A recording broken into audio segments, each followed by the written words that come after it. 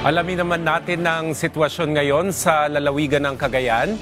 Makakapanayam natin si Director Leon Rafael ng Office of Civil Defense, Cagayan Valley. Magandang gabi po, RD. Isang ligtas at magandang gabi sa iyo, Sec Joey at Princess, sa lahat ng sumusubaybay sa inyong programa.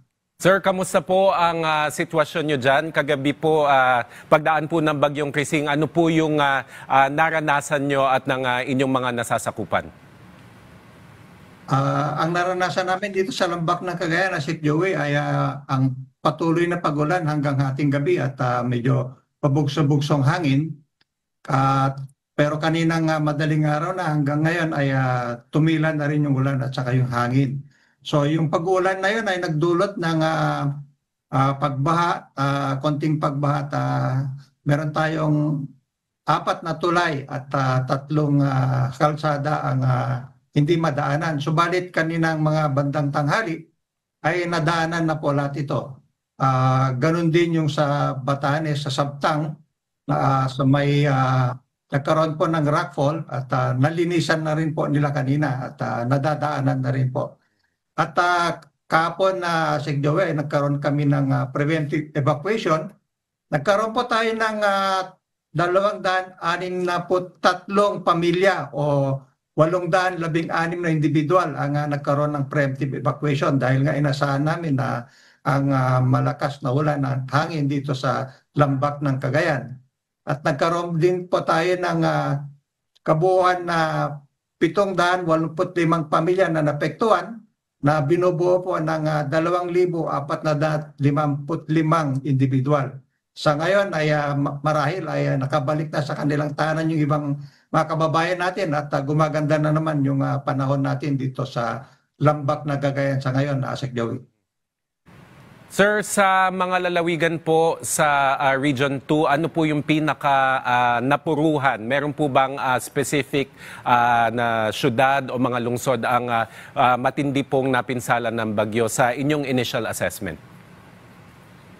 Sa assessment namin na Sec Joey ay wala pong nagkaroon ng malalang pinsala, no? At ang naitala lang namin ay yung nasira na bahay dito sa bayan ng Gonzaga. May isang bahay at na buong nasira at may 2 naman na bagyang nasira. Yun lamang ang naitala namin sa infrastructure, Sec Joey.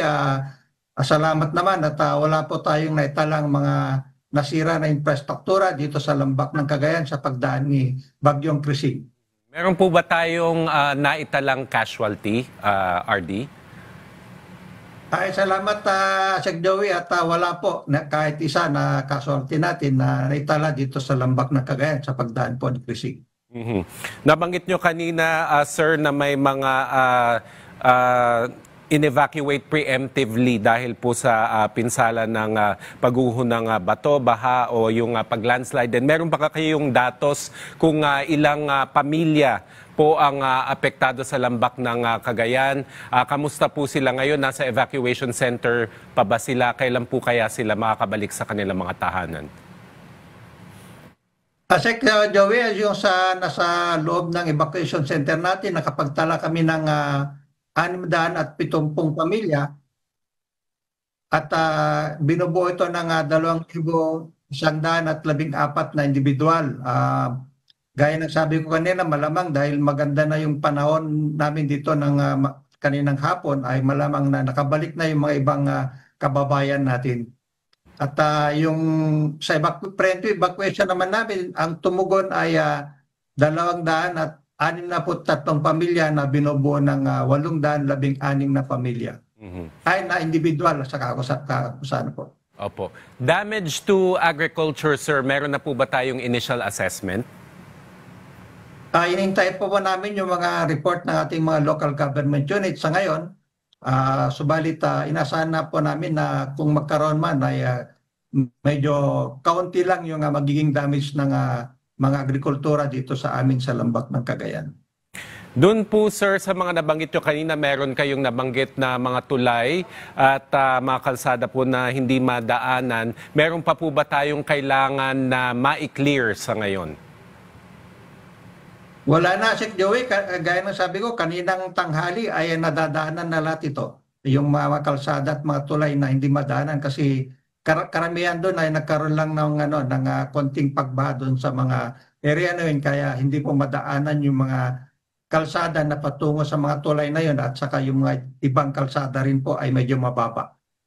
Maraming salamat po at kahit papano po sir ay magandang balita ang hatid ninyo dahil po sa inyong maagap na paghahanda. Maraming salamat Director Leon Rafael ng Office of Civil Defense dyan sa Cagayan Valley. Thank you sir. Maraming salamat din, Sek Joey, at sa pagkakataon na ito.